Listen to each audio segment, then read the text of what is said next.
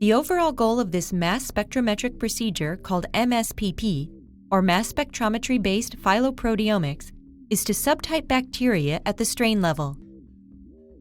This method can be used to answer key questions in the fields of microbiology, epidemiology, and hygiene. For example, it can be used to analyze outbreak situations by visualizing phyloproteomic relatedness. Compared to other typing methods, MSPP is cheap per sample and very fast. Nosocomial infections are an issue of increasing importance, and we hope that our MSPP scheme can be extended towards epidemiologic typing of other bacteria or even fungi.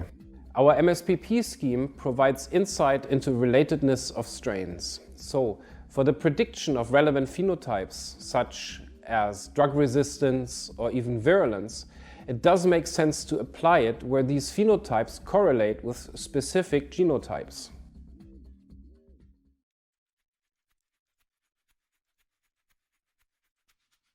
To begin this procedure, prepare 2 tubes of matrix solution by dissolving 2.5 milligrams of HCCA in 250 microliters of an organic solvent mixture of 50% acetonitrile.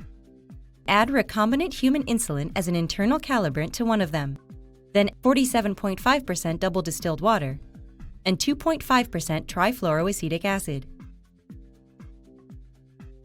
Next, spread a pinhead-sized amount of a colony from the reference strain directly onto a MALDI target plate.